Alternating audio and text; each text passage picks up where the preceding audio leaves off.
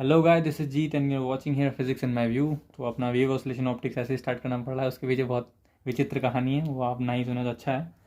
तो स्टार्ट करते हैं wave oscillation. Wave and oscillation.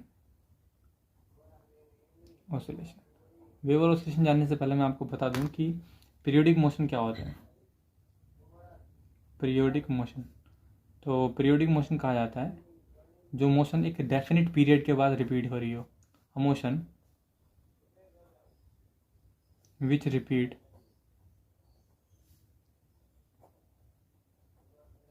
after a definite period, after a definite time period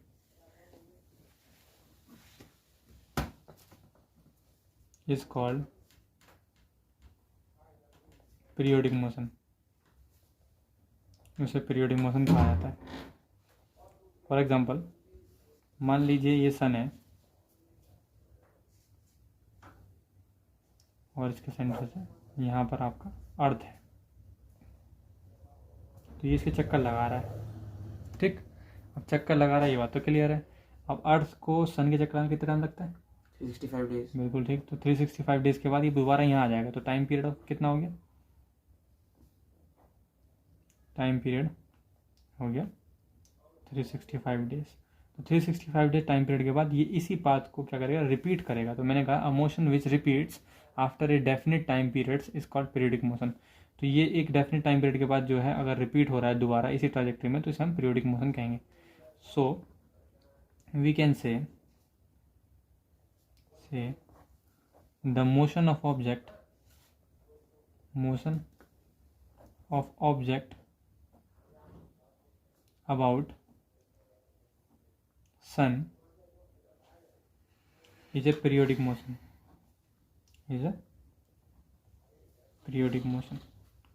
हम बात करते हैं ऑसिलेटरी मोशन क्या होती है।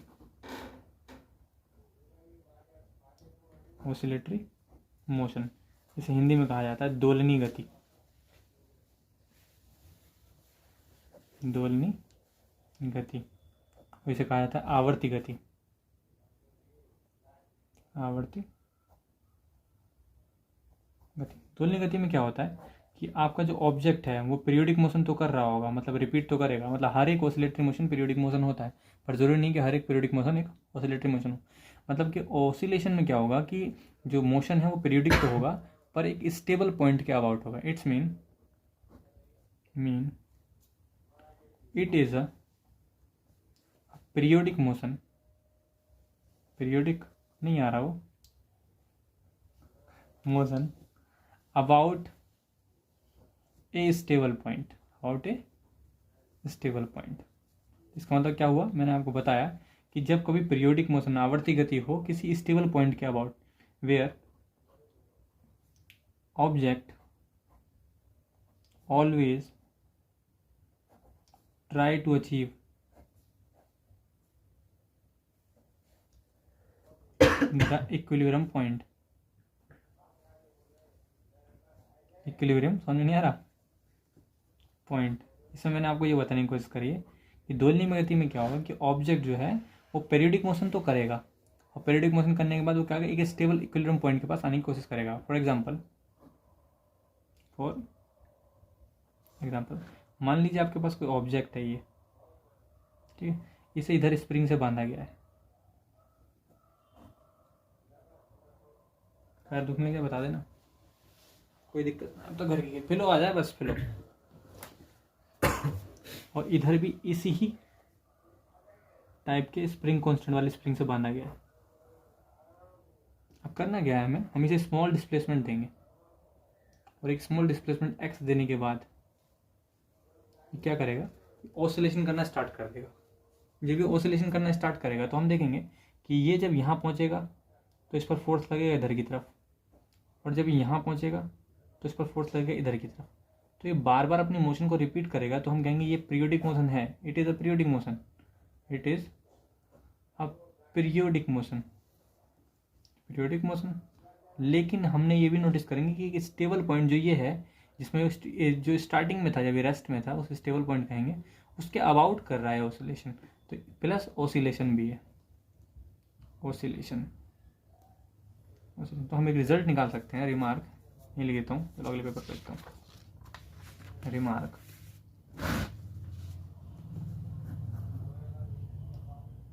Remark are every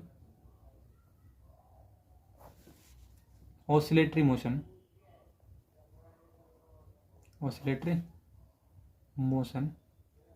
is a periodic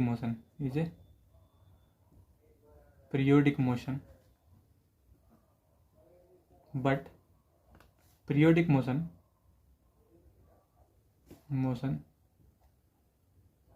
is not every periodic motion is not oscillator। अब बात करते हैं हम necessary condition for the oscillation क्या है। देखेंगे implies necessary condition for oscillation. तो ऑसिलेशन की नेसेसरी कंडीशन क्या होगी? Number 1, the object should move hands और फोर्थ। हैंड्स फोर्थ में मैंने बताया यहाँ पर कि जो पेरियोडिक मोशन होगा वो किसी स्टेबल पॉइंट के अबाउट होगा। तो ऑब्जेक्ट के जो पेरियोडिक मोशन है वो किसी या ऑसिलेशन किसी स्टेबल पॉइंट के अबाउट होनी चाहिए। लिखा है the oscillation should be occur, the oscillation should be occur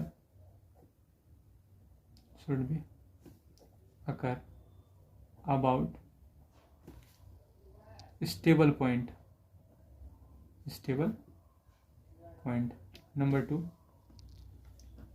the object which is oscillating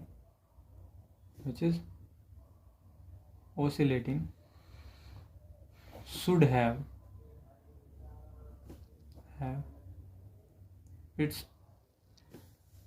inertia, inertia। इसका मतलब ये हुआ कि जो ऑब्जेक्ट है वो ऑसिलेशन कर रहा होगा। एग्जाम्पल के लिए मान लीजिए यहाँ पर आपने इस प्रकार से मैंने स्प्रिंग बांध कर दिखाई थी आपको, और यहाँ पर एक ऑब्जेक्ट था। अब ये चीज़ जो है आप ये तो बिल्कुल सोच सकते हैं कि ऑब्जेक्ट जो है इधर की तरफ स्प्रिंग की वजह से आ रहा है, इस वजह से, लेकिन इस ऑब्जेक्ट को एक स्टेबल पॉइंट भी है, बिल्कुल क्लियर है, यह है स्टेबल पॉइंट। इसके बावजूद यहाँ पर क्या होगा, इस ऑब्जेक्ट के पास अपना मास भी होना चाहिए। देयर शुड बी सम मास। मास को ही इनर्शिया कहते हैं, सम मास, जिसका जितना मास उसका इनर्शिया। तो जब ये दो कंडीशन सेटिस्फाई होंगी तब वो मोशन ऑसिलेटरी होगा। मतलब पीरियोडिक तो होना, वो तो नेसेसरी कंडीशन। जब हम ऑसिलेटरी कह रहे हैं तो पीरियोडिक अपने आप हो गया, ठीक है। तो क्या होना चाहिए? स्टेबल पॉइंट होना चाहिए, उसका मास होना चाहिए। अब बात करते हैं हम सिंपल हार्मोनिक मोशन किसे कहते हैं, SHM। यहाँ से आपके क्वेश्चन बनने स्टार्ट होते हैं। वो तो जस्ट बच्चों वाली चीज़ थी जो मैंने आपको बता दी स्टार्टिंग के लिए। SHM को ये पूरा फुल फॉर्म होता है simple harmonic motion. Simple harmonic motion, इसे हिंदी में सरल आवर्त गति कहते हैं, सरल आवर्ती गति, ठीक है। सिंपल हार्मोनिक मोशन की डेफिनेशन कैसे दी जाएगी? मान लीजिए आपके पास ये सिंपल पेंडुलम है, ठीक। सिंपल पेंडुलम से मैंने ये बॉब लटका रखा है, जैसे ऑब्जेक्ट कहा गया। इसको मैं इधर की तरफ खींच के छोड़ देता हूँ, तो अब क्या होगा? ग्रेविटी की वजह से ये इधर आने की कोशिश करेगा और फिर ये दोबारा इधर पहुंचेगा, फिर ग्रेविटी की वजह से इधर आने की कोशिश करेगा। तो पूर्ण रूप से ये वहां आने की कोशिश करेगा जहाँ शुरुआत में रखा था। शुरुआत में कहा था ये था, तो ये इसका स्टेबल पॉइंट है। क्या है? Stable point. तो सिंपल हार्मोनिक मोशन में क्या होगा कि जब किसी ऑब्जेक्ट को हम दाएं या बाएं थोड़ा सा डिस्प्लेस करेंगे तो वो अपने स्टेबल पॉइंट की ओर आने की कोशिश करेगा, या उस दौरान जो उस पर फोर्स लग रहा होगा, जो उसे लाने की कोशिश करता है, उसे कहते हैं रीस्टोरिंग फोर्स। तो रीस्टोरिंग फोर्स जो है वो डिस्प्लेसमेंट के नेगेटिव प्रोपोर्शनल होता है, ठीक है। रीस्टोरिंग फोर्स जो है वो ये जो है रीस्टोरिंग फोर्स जो है वो आपका डिस्प्लेसमेंट के नेगेटिव प्रोपोर्शनल होता है। तो हार्मोनिक मोशन तो है, हार्मोनिक मतलब पीरियोडिक, तो आवर्ती गति तो है, बार बार दोहरा रहे हैं क्योंकि, और स्टेबल पॉइंट भी है। तो ये स्टेबल पॉइंट के अबाउट जो है ये एक पीरियोडिक मोशन है। इसमें क्या हो रहा है, ये ऑब्जेक्ट जो है कहाँ पर आने की कोशिश कर रहा है? स्टेबल पॉइंट की तरफ आने की कोशिश कर रहा है। तो यहाँ लिखेंगे इन विच हार्मोनिक मोशन, हार्मोनिक मतलब पीरियोडिक, हार्मोनिक मोशन यानी कहता हूँ पीरियोडिक मोशन, पीरियोडिक या ऑसिलेटरी अलग अलग टर्म में याद रखेंगे। इन विच हार्मोनिक या periodic oscillatory motion the object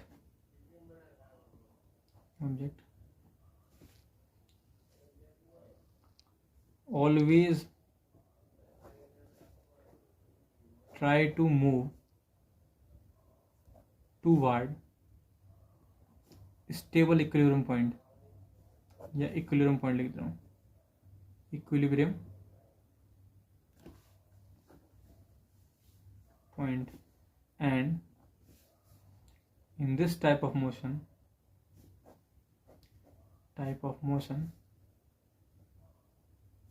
the restoring force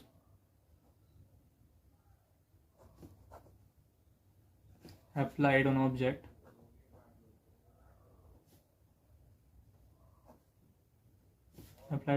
object is negatively proportional to the displacement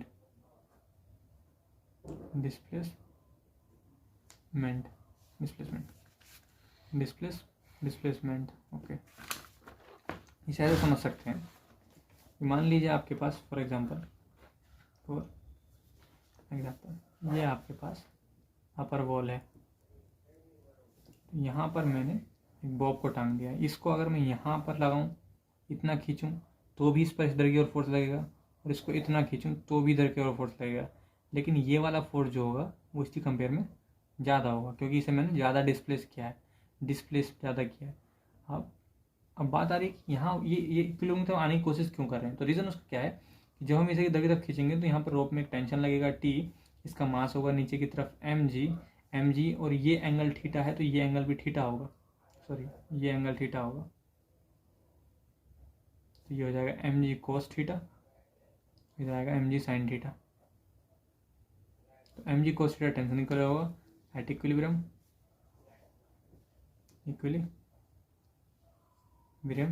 mg cos theta तो टेंशन के इक्वल होगा, और mg sin थीटा जो है वो लाने की कोशिश करेगा इधर की ओर, and mg sin theta is restoring force. Definition क्या होती है restoring force? The force which is responsible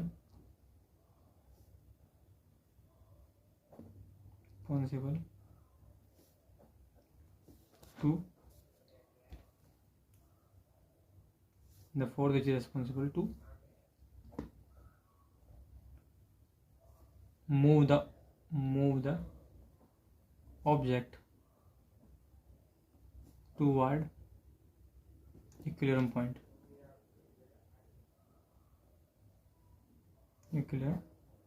इसका मतलब जो बल हम साम्यावस्था की ओर लेने की कोशिश करता है उसे हम क्या कहते हैं? रीस्टोरिंग फोर्स कहते हैं। इसे हिंदी में कहा जाता है प्रत्यानयन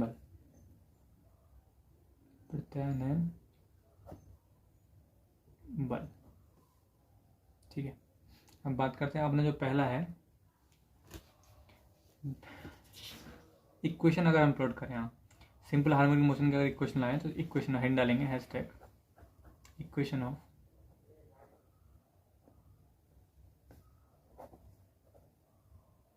सिंपल हार्मोनिक मोशन। अब यहाँ से फॉर्मूले स्टार्ट होते हैं। तो सिंपल हार्मोनिक मोशन में दो तरीके क्रिएट कर सकते हैं। एक तो आप स्प्रिंग से ऑब्जेक्ट बनाओ मान लें, या मान लें ऐसा सिंपल पेंडुलम जो है ऑसिलेट कर रहा है, मैं सिंपली स्प्रिंग से बनाओ मान लेता हूँ। तो ये आपका रिजिड वॉल हो गई, और ये यहाँ पर ये ज़मीन हो गई, और यहाँ पर स्प्रिंग से कोई ऑब्जेक्ट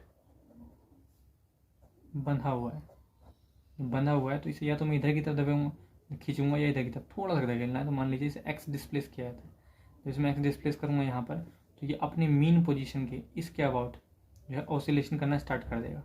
जब मैं इसे खींचूंगा इधर की ओर, तो इधर की ओर खींचने पर क्या होगा, स्प्रिंग में इधर की तरफ फोर्स लगेगा।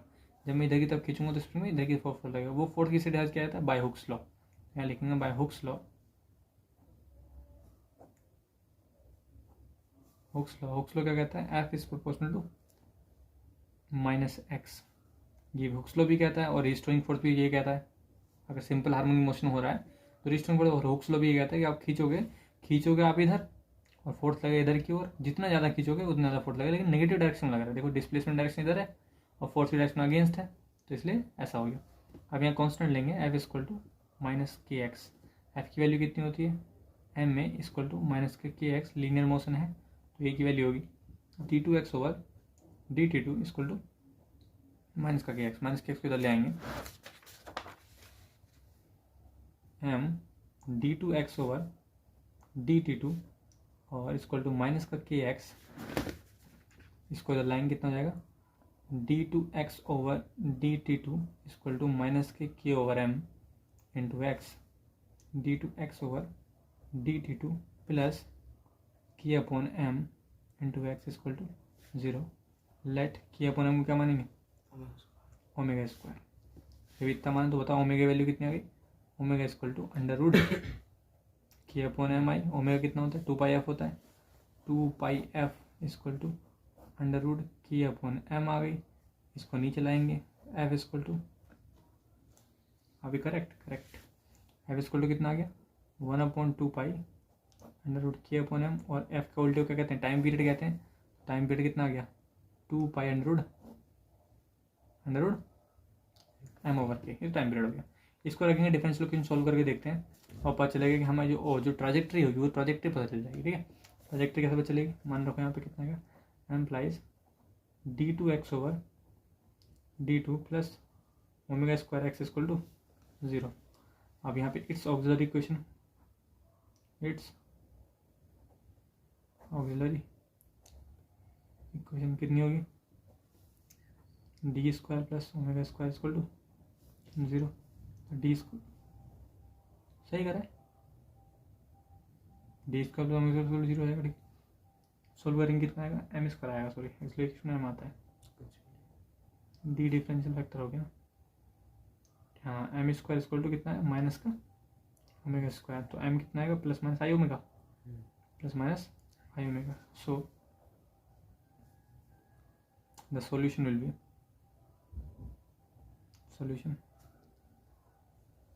बी कितना होगा भाई solution y equal to c1 e की पावर m1x होता है प्लस का i omega x plus c2 e की पावर माइनस का आई ओमेगा x। ये इक्वेशन रिप्रेजेंट करेगी,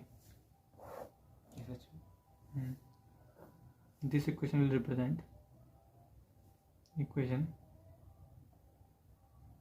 represent the equation of motion, the equation trajectory of the object। ठीक है, सॉल्व करते हैं रिड्यूस करते हैं तो इससे ये इक्वेशन भी आ सकती है, ये साइन ओमेगा टी प्लस 5। ठीक, coefficient common C1 C2 common लेंगे, कैपिटल ए मान लेंगे, वेयर ये amplitude omega angular frequency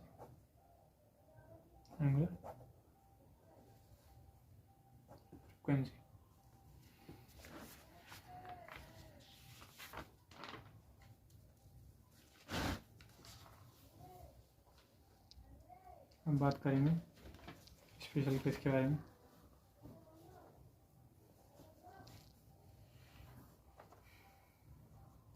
special case क्या है, if any object is oscillating in a moving car मान लीजिए गाड़ी है और गाड़ी में turn the paper,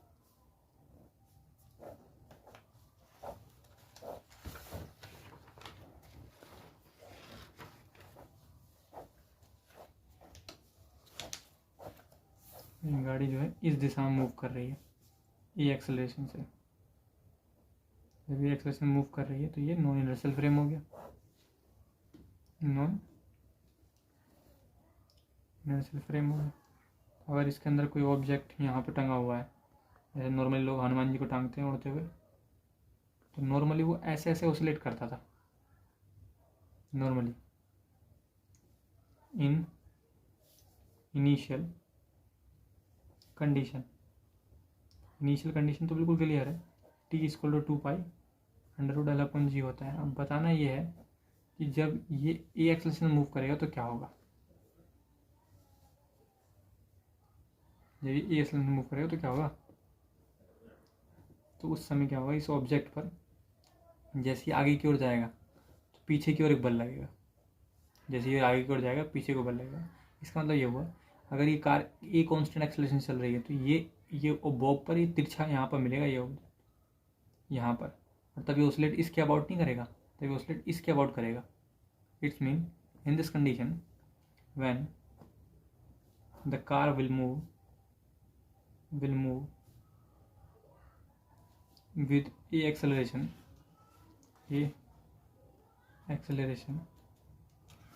then its equilibrium point is displaced and the time period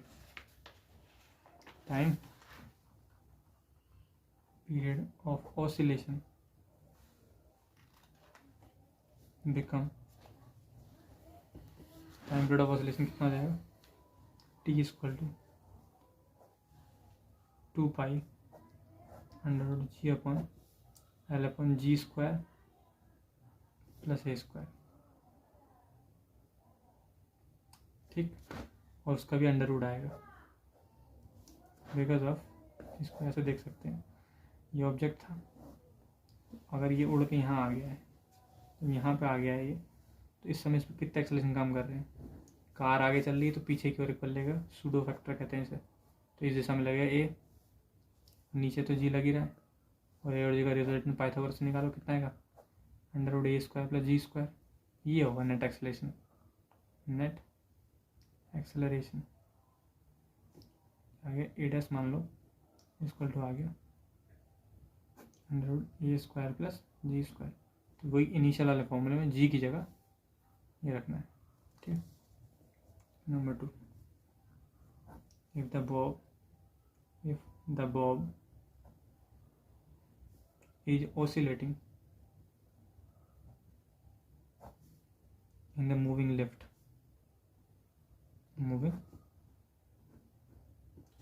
तो यहाँ 3 केस आ सकते हैं। Case first, lift is moving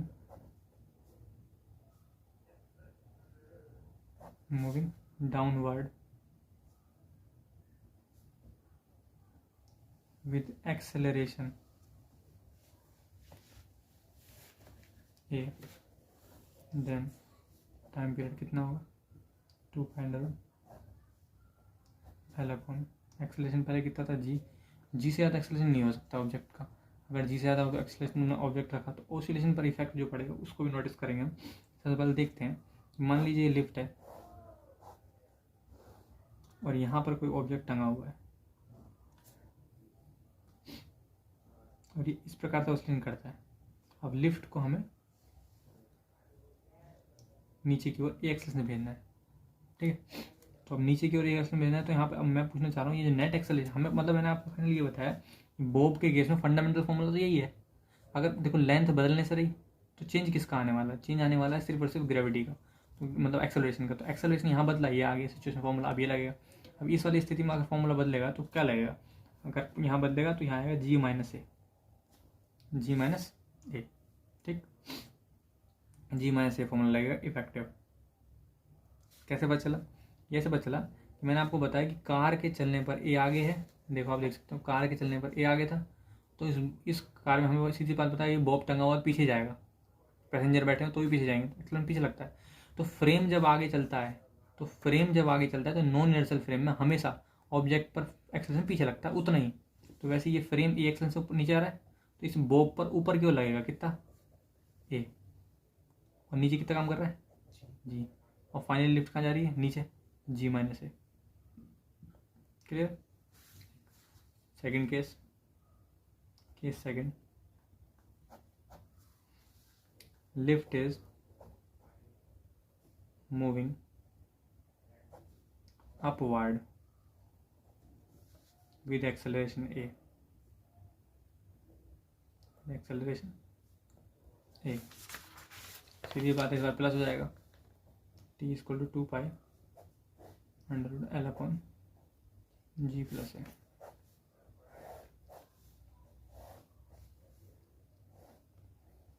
कहाँ जा रहा है, ऊपर जा रहा है, कहाँ लगेगा तुरंत, नीचे लगेगा, और जी भी कहाँ है, नीचे ही है। बात समझ आ रही, रिमार्क लिख दे रहा हूँ, remark. There is a fictitious force. There is a fictitious, F-I-C-T-I-O-U, fictitious और pseudo मतलब आभासी या कल्पित, हिंदी मीडियम वालों ने बहुत सुना होते हैं बट कल्पित। फोर्स मतलब acceleration, F equal to m में होता है ना, F प्रोपोर्शनल टू ए ही होता है, ए लिखूँ क्या, चलो F इक्वल टू एम में लिख देता हूँ। F इक्वल टू एम में मतलब वही कह सकता हूँ कि F प्रोपोर्शनल टू ए। तो there is a fictitious pseudo force, आभासी कल्पित force F proportional to a is applied in the object on the object if it is on non inertial frame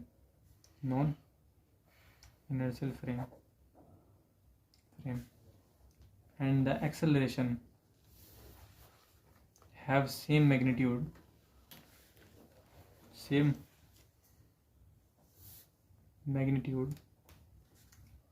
as of frame but in opposite direction,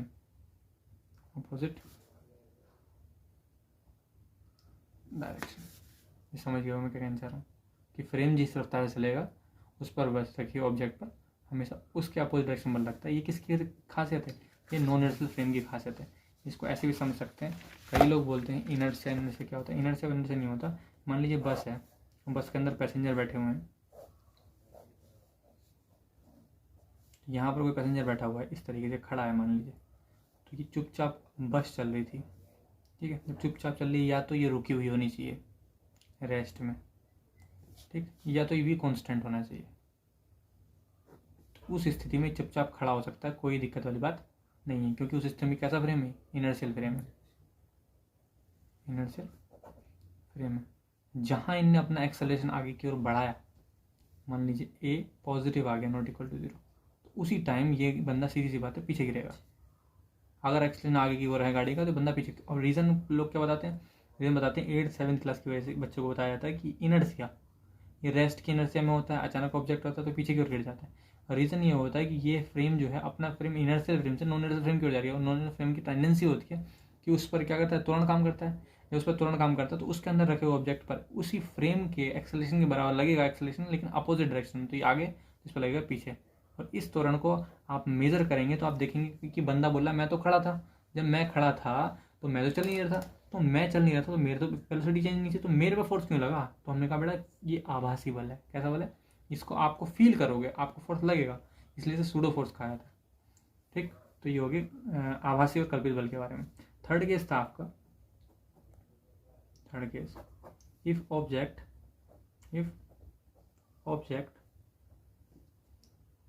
क्या था, lift का नाम case क्या चल रहे थे भाई, लिफ्ट इज मूविंग, हाँ अच्छा, is put on A free fall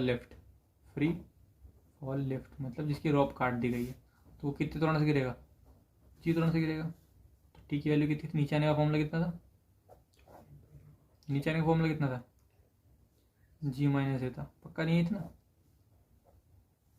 कैसी बात कर रहे हो यार तुम, क्या पढ़ रहे हो, नीचे आने का फॉर्मूला ये नहीं था जी माइनस, नहीं समझ में आता है, खत्म हो जाएगा भाई, ये जी नहीं पता चली तो नीचे आने का फॉर्मूला जी माइनस ए कितना है, इनफाइनाइट हो गया।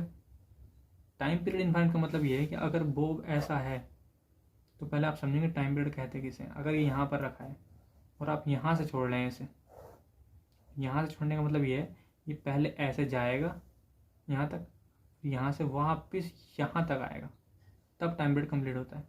तो मतलब इस स्थिति में अगर लिफ्ट फ्री फॉल कंडीशन में है तो उसमें ऑब्जेक्ट जाएगा यहाँ तक, मतलब यहाँ से छोड़ा जाएगा, तो उसको यहाँ से यहाँ वापस आने में अनंत टाइम मिल लगेगा। इसका मतलब क्या है, एक भी ऑसिलेशन पूरा नहीं होगा, जहाँ उसे छोड़ोगे वो वहीं रुक जाएगा। और मैं फ्री फॉल वाले लिफ्ट में जहाँ छोड़ोगे वो वहीं रुक जाएगा। एक क्वेश्चन पूछा जाता है, मैं इस रिमार्क में लिख दे रहा हूँ, बस मज़े मज़े में देखा ना। एक चीज़ और बताना चाहता हूँ इसमें, ये आप समझ पा रहे हैं या नहीं मुझे समझ में आ रहा है। ये ऑब्जेक्ट में नीचे लगता है जी, फ्री फॉल में ऊपर भी लग रहा है जी, और जी कट गया। जब कट गया तो जीरो एक्सेलरेशन यहाँ लाओगे तो यहाँ भी जीरो एक्सेलरेशन काम करेगा, तो कोई फोर्स नहीं लगेगा, तो यहीं रह जाएगा। इसका एक क्वेश्चन और पूछा जाता है शानदार, ये मैं बता दे रहा हूँ यहाँ पे, वैसे ऑसिलेशन चैप्टर का नहीं है, तो ये स्पेशल केस लिखते हैं, special point.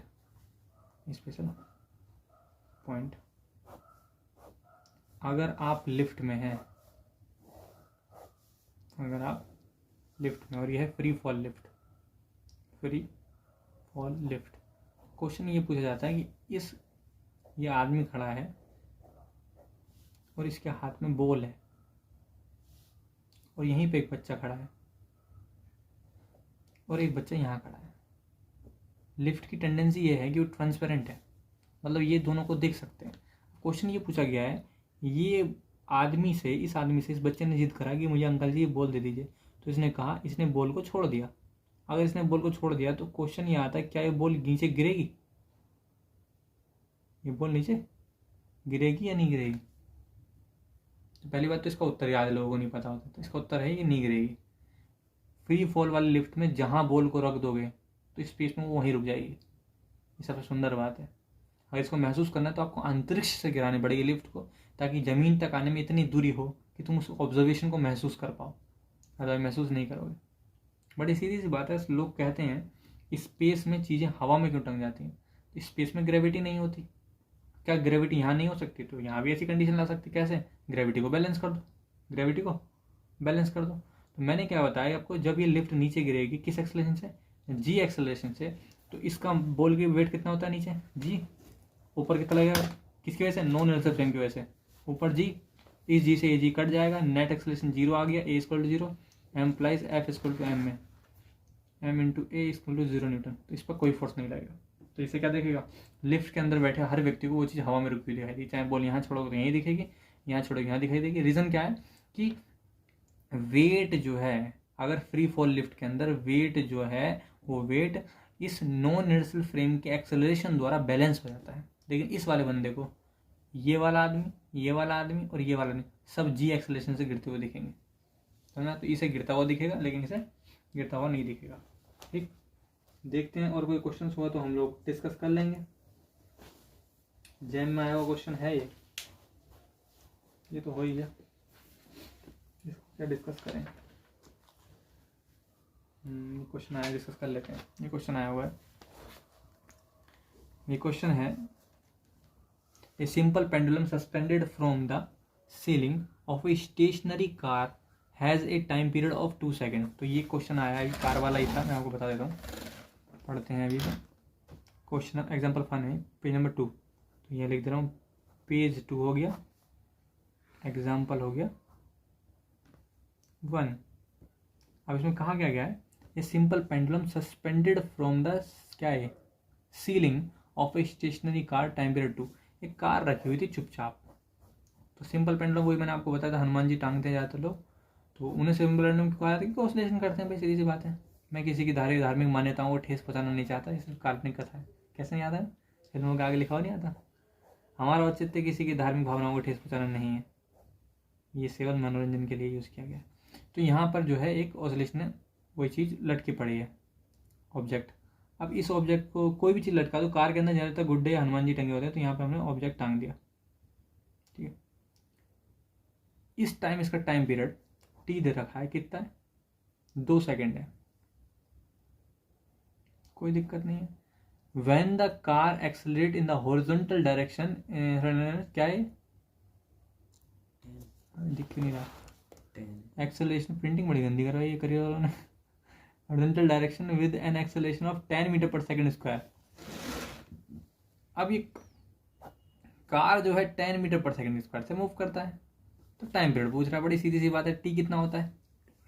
2 pi under root l upon नए केस में होता है g square plus a square. बात सही है? बिल्कुल सही है। अच्छा जी,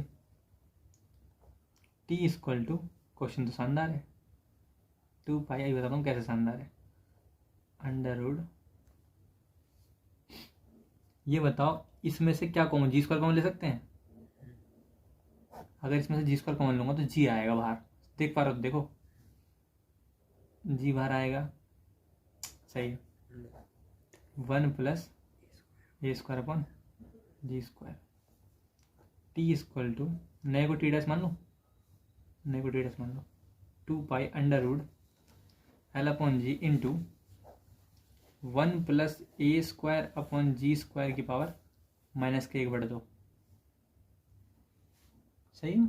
गलत, क्योंकि रूट के ऊपर रूट है, देखो ध्यान से, एक रूट के अंदर एक और रूट है, तो 1/2 कितना आना चाहिए? यहाँ पावर कितना आना चाहिए? -4 आना चाहिए भैया, समझ में नहीं आ रही क्या? भाई यार, घात की घात में गुणा होती, पावर की पावर मल्टीप्लाई, समझ में नहीं आ रहा क्या? नहीं आया तो इधर आ जाओ, अभी टाइम है, भाई उल्टा समझ रहे हो पूरा। 1/4 हो गया। और ये चीज़ क्या है? ये साफ दिख रहा है 2 सेकंड में, बात समझ आ रही है? मतलब ये बहुत अच्छा लगा मुझे क्वेश्चन, आई लाइक इट। ये 2 सेकंड यहाँ रखो आप, पता नहीं आना सही आएगा नहीं आएगा, 2 सेकंड इंटू 1 प्लस एक्सेलरेशन अब कितना है? 10 है, पहले भी 10 ही था, एक ही कर दो, पहले भी जी तो 10 ही होता है, 1/4, 2 दूनी और 2 हो गए, तो 2 गुणा ये हो गया 2 की घात -1/4, 2 की घात -1/4। अब भाई -1/4 को क्या कर सकते हैं? 2 की घात 1, घात का तो जोड़ दो ना, गुणा में घातें जुड़ जाती हैं, 1 - 1/4, 2 की घात 4 एलसीएम ले लो, 4 4 -1, टी डैश कितना आ गया? 4 में से 1 गया 3 बटे नीचे कितना है? 4 और 2 की घात, ऑप्शन है कुछ ऐसा? 2 की घात 3/4 सेकेंड, SECOUND सेकेंड। अब देखना मुझे ये है कि ऑप्शन सही भी है, डी ऑप्शन सही है। आई लाइक इट, जैन 2007 लिख देता हूँ, इसका मतलब हमारा पढ़ा हुआ थोड़ा थोड़ा सफल हो रहा है। अब बच्चा वहाँ पे दिक्कत ही कर देता है, यहाँ अगर तुम धड़ापड़ मान रख दिए जी के भी और इसके, तो आपको भी 2 सेकंड का यूज़ नहीं कर पाएंगे, दिए हुए 2 सेकंड का तो यूज़ करना है। इस ऑब्जेक्ट को थोड़ा ऑसिलेशन करा देते हैं, भाई इन्होंने बहुत अच्छा क्वेश्चन दिया। ये इस प्रकार से ऑसिलेशन कर रहा है, और इस टाइम जब एक्सलेट करेगा तो इक्विलिब्रियम पॉइंट यहाँ ना हो के इस ये होगा इक्विलिब्रियम पॉइंट, इक्विलिब्रियम लाइन, इसके अबाउट ऑसिलेशन करेगा ऑब्जेक्ट। तो ये कंसेप्ट क्लियर होना चाहिए, ताकि MSQ अगर बने तो आपको पता होना चाहिए कि इक्विलिब्रियम पॉइंट ही बदल जाता है, ना कि सिर्फ ऑसिलेशन बदलेंगे। इक्विलिब्रियम पॉइंट ही बदल जाता है, कहाँ की ओर? जिस तरफ गाड़ी मूव कर रही होगी, जिस तरफ कार मूव कर रहा होगी डेफिनेट एक्सेलरेशन से, जिस तरफ कार मूव कर रहा होगा एक तरफ डेफिनेट एक्सेलरेशन से, उसके अपोजिट साइड में इक्विलिब्रियम पॉइंट डिस्प्लेस हो जाएगा। ठीक है, आगे चलते हैं, कोई क्वेश्चन हुआ तो उसे भी डिस्कस करते हैं। इसमें ये तो सेम ही है, अच्छा हुआ ऐसे ही करा था। ये देखें, ये दिल्ली यूनिवर्सिटी में आया हुआ क्वेश्चन है, पैरेलल वाला। चलो इस कंसेप्ट को मैं समझाता हूँ, स्प्रिंग वाले को।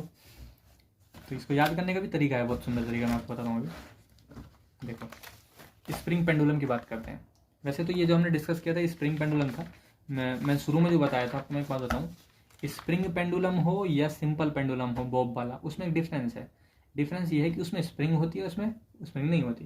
जैसे कि मैंने आपको पहला केस बताया था, तो पहला केस था, एक तो लिफ्ट वाला केस बता दिया और मैंने कार वाला केस बता दिया। थर्ड केस हो गया, थर्ड पॉइंट बताता हूँ। थर्ड पॉइंट एक और है, when the Bob is filled with liquid, अगर बॉब को लिक्विड से भरा जाए, अगर बॉब को लिक्विड से भरा जाए। अच्छा, एक चीज़ और मैं बताना चाहता हूँ, मैंने ये वाला फॉर्मूला यूज़ कर रहा हूँ दबा के, मैंने यूज़ नहीं, अभी मैंने प्रूफ नहीं किया है इसे, है ना, इसे प्रूफ नहीं किया मैंने, शायद इसका पैटर्न ही ऐसा है, इसमें भी प्रूफ नहीं किया है। हम लोग जिस बुक के अकॉर्डिंग चल रहे हैं, इसमें सिंपल पेंडुलम प्रूफ नहीं किया है। देखो जी प्रूफ नहीं किया है, विल प्रूफ, अभी प्रूफ करते हैं, अभी प्रूफ करते हैं, कोई दिक्कत वाली बात नहीं। पहले इसे प्रूफ करूँगा मैं, फिर आगे कर चलते हैं। चलो बॉब वाला कंसेप्ट पहले प्रूफ करके, पहले इसे प्रूफ कर लेते हैं। प्रूफ ऑफ हैशटैग, फिर ये कंसेप्ट बताऊँगा तुम्हें। थोड़ा सा उल्टा हो गया, कोई दिक्कत नहीं। Proof of time period of simple pendulum, time period of simple pendulum. अपनों ने जो पढ़ा है, जो प्रूफ करा, वो जो हमने प्रूफ करा था वो था स्प्रिंग पेंडुलम का। सिंपल पेंडुलम को प्रूफ करना बहुत सिंपल है। एक बॉब बना लो,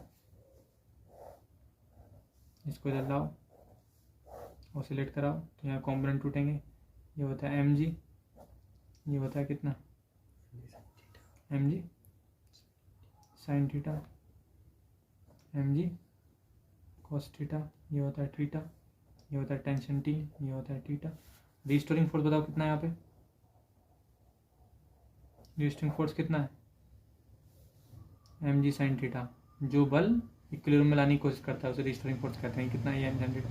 इसके अगेंस्ट है x के, तो ये बनेंगे प्रोपोर्शनल टू माइनस एक्स। ठीक है, ठीक। mg sine theta, sine theta को मानेंगे थीटा, मिनिमम एंगल के लिए थीटा मान लेते हैं, बताया था मैंने। Sine theta equal to proportional to theta. ठीक, या थीटा नहीं मानो, सीधे साइन थीटा की वैल्यू रख दो। साइन थीटा क्या होता है? अब देखो, थीटा मानने उतना साइन थीटा मानने में डिफरेंस है। अगर आप थीटा मानोगे तभी ये इतना छोटा होगा कि आपको ये ट्रायंगल महसूस होगा। अगर ये थीटा कम नहीं मानोगे तो ये ट्रायंगल जैसा नहीं लगेगा आपको। थीटा कम मान लिया, कोण बराबर एंगल इक्वल टू आर का अपॉन रेडियस रख देंगे यहाँ पे, प्रोपोर्शनल टू माइनस का के एक्स रख लिया, कांस्टेंट है इस टाइम पे। ठीक है, theta angle equal to r कितना है? एक्स, अपॉन रेडियस कितनी है? Length of the rope. देखो mg into arc x upon radius कितनी है? लेंथ, इसको टू माइनस का के एक्स। कुछ कटा? एक्स एक्स कट गया। ठीक, कितना है? m into g upon l equal to minus का के। ठीक है, m अपॉन के निकालो, कितना आएगा? m प्लस m अपॉन के इक्वल टू, इसको तो लाओ, कितना होगा? l अपॉन जी, वो भी नेगेटिव होगा। तो इसका मतलब मोड के फॉर्म में m अपॉन के जो देखा जाए वो l अपॉन जी होगा, टेकिंग मोड, टेकिंग मोड। और जो मैं आपको स्प्रिंग पेंडुलम लगाया था वो स्टैंडर्ड कंडीशन थी। ठीक है, क्योंकि वो स्प्रिंग का कॉफिशिएंट नहीं है, बाद में कॉफिशिएंट मान भी सकते हैं क्योंकि ये कांस्टेंट स्प्रिंग के लिए स्प्रिंग कांस्टेंट बन जाता है। तो वी, अब इसमें फॉर्मूला बताएंगे आप। स्टैंडर्ड वाला क्या होता है? Generally we know, generally we know that कितना होता है? T equal to 2 pi under root m upon k, m upon k, t equal to pi m upon k value कितनी है? L upon g. Spring pendulum ये किसके लिए हो गया? हो गया सिंपल पेंडुलम के लिए, सिंपल पेंडुलम। ठीक है, ऊपर वाले को स्प्रिंग पेंडुलम के लिए मान सकते हैं। सिंपल पेंडुलम का स्पेशल केस डिस्कस करना चाहता हूँ मैं। Special case, if the oscillating bob is filled with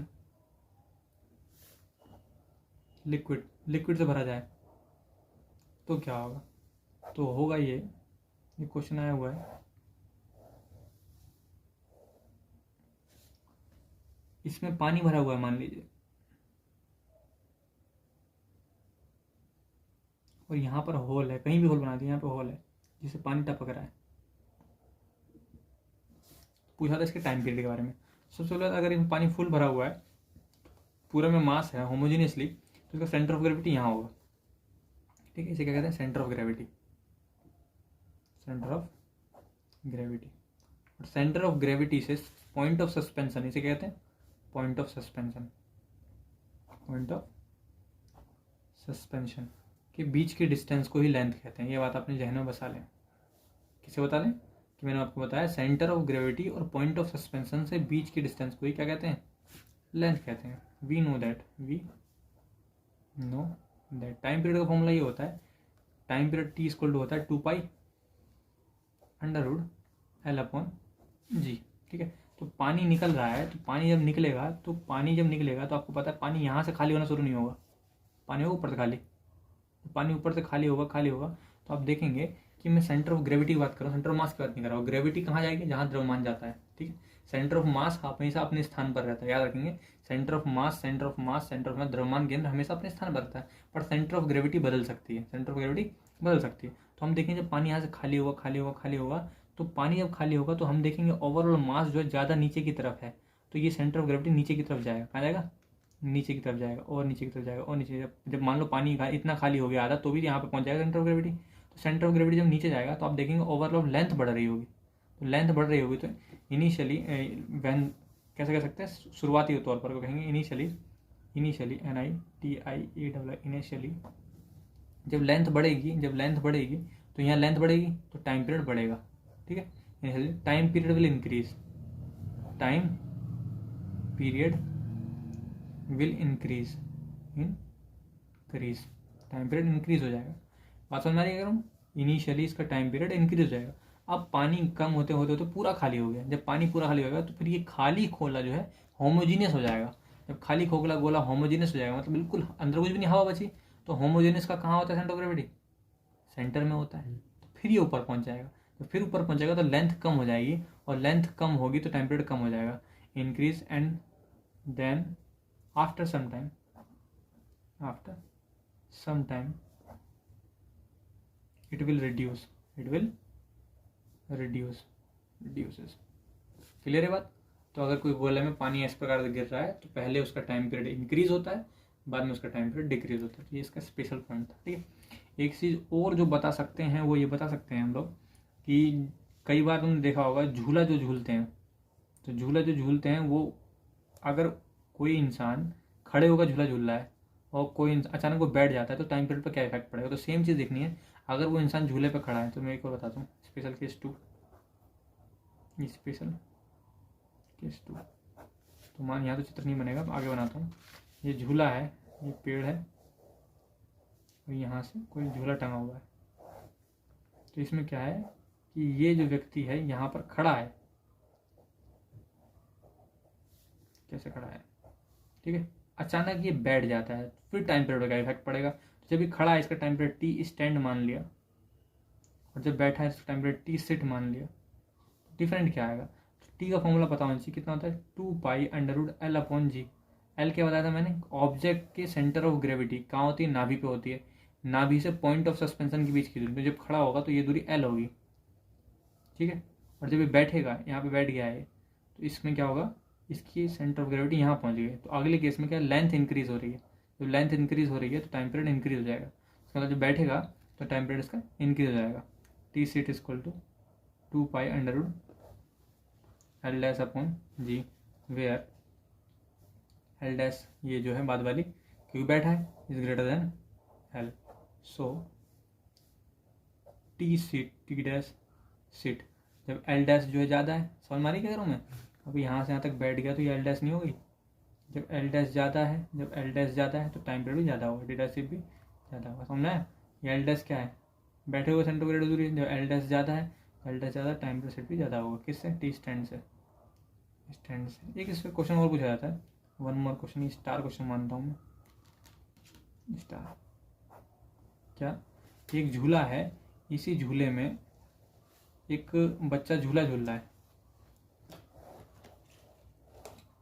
ये बच्चा झूला झूल रहा है, इसमें पूछा गया है, ये बच्चा झूल रहा है कि इस बच्चे के झूल रहा था तब टाइम पीरियड टी था। टाइम पीरियड क्या था? T initially. इसके साथ क्या आता है, अचानक इस पर एक बंदर आके कूद पड़ता है। बंदर आके इस पर बैठ जाता है, मंकी है। तो अब पूछ रहा है कि अब इस पर टाइम पीरियड पर क्या इफेक्ट पड़ेगा। टी आफ्टर वाले कहते हैं कि फाइनल। तो आप बताएं क्या इफेक्ट पड़ेगा गौरव से? टाइम पीरियड बढ़ जाएगा, घट जाएगा, क्या होगा? बढ़ जाएगा। क्यों? तो इसका आंसर आता है T equal to 2π/L/g, which is independent of mass. Which is मतलब इंडिपेंडेंट ऑफ मास। इसका मतलब कोई फर्क नहीं पड़ेगा। T final equal to 2π/L/g implies T initial equal to T final. There will not be any change in time period।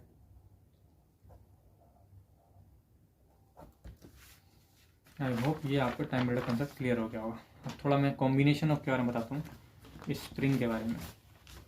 ठीक है, hashtag वैसे तो प्रूफ हो चुका, तभी थोड़ा सीरीज के लिए बता दे रहा हूँ। स्प्रिंग पेंडुलम के बारे में। स्प्रिंग स्प्रिंग पेंडुलम मैंने आपको बताया एक स्प्रिंग होगी और बिल्कुल आसानी से प्रूफ कर दिया था नॉर्मली से इसका टाइम पीरियड कितना होता है। और टाइम पीरियड मैंने आपको इसको बताया था T = 2π√m/k होता है। हम बात कर रहे हैं इसके series. First case series combination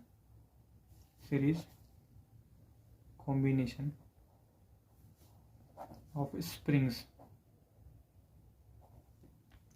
series combination मतलब कैसे हो सकता है, ये एक स्प्रिंग है और इसके आगे एक और स्प्रिंग है और यहाँ ऑब्जेक्ट टंगा है। तो आपको बताना है इसका टाइम पीरियड फाइनल वाले का कैसे लिखा जाएगा, बताइए कैसे लिखना पसंद करेंगे आप।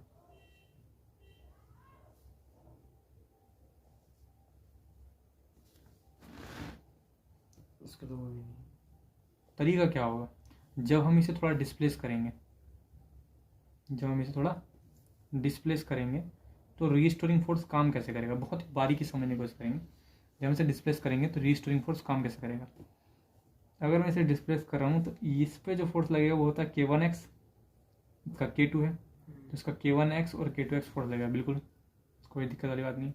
नेट डिस्प्लेसमेंट की बात करें, नेट डिस्प्लेसमेंट कैसा होगा, ऐसे देख सकते हैं।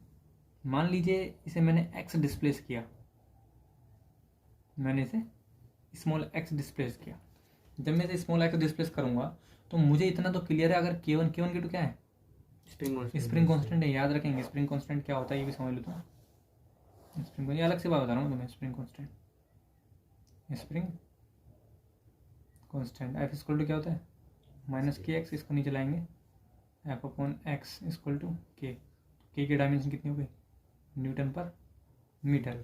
यूनिट कर दो m = इसका मतलब क्या हुआ कि अगर 1 मीटर, यहाँ पे स्टार लिख रहा हूँ, इफ़ k = 60 Nm/m लिखा है कहीं पे स्प्रिंग में, इसका मतलब उस स्प्रिंग को अगर आप 1 मीटर खींचोगे तो अंदर की ओर 60 न्यूटन से पल से खींचेगा। मतलब ना, अगर उस स्प्रिंग को 1 न्यूटन खींचोगे तो अंदर की ओर 60 न्यूटन बल से खींचेगा। इट्स मीन स्प्रिंग कांस्टेंट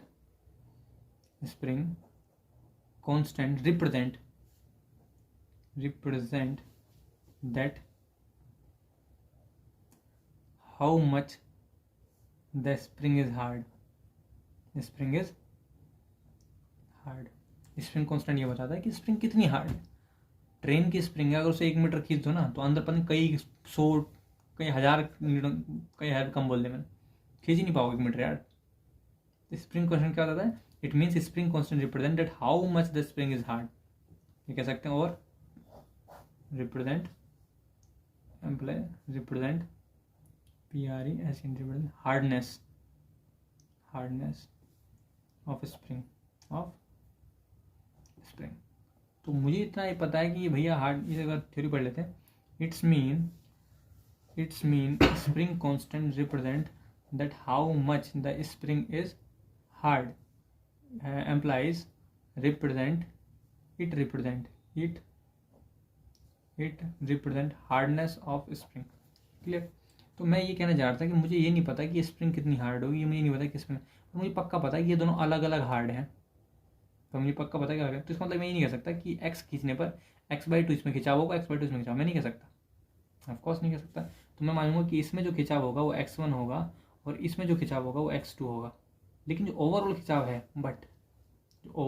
है x वो x1 x2 के सम इक्वल होगा, इसमें कोई गलती, ठीक है, तो सही बात है। Equation first by Hooke's law, तो हुक्स लॉ क्या कहता है, F = -kx। इसी चीज को 1 के लिए सेकंड के लिए, तो F = कितना हो जाएगा, माइनस का K1x1, बस समझ आ रही क्या कह रहा हूँ, ठीक है। और F = माइनस का K2x2, इसके नीचे लाएंगे कितना आएगा, एम्प्लाइज x1 की वैल्यू कितनी आई, माइनस का F/K1, ठीक। x2 की वैल्यू कितनी आई, माइनस का F/K2, और x की वैल्यू तो सीधे दिख ही रहा है, माइनस का F/K। पुटिंग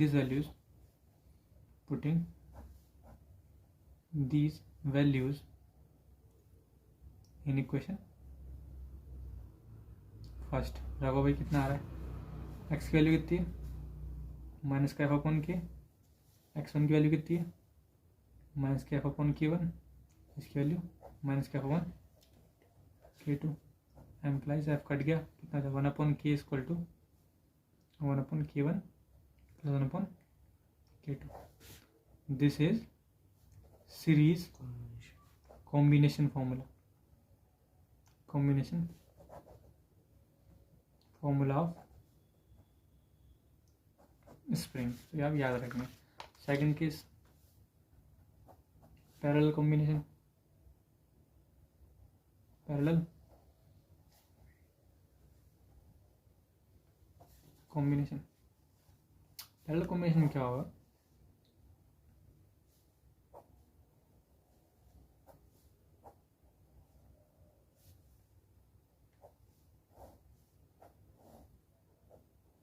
जब आप इसको ऑब्जेक्ट को इधर की तरफ डिस्प्लेस करेंगे x,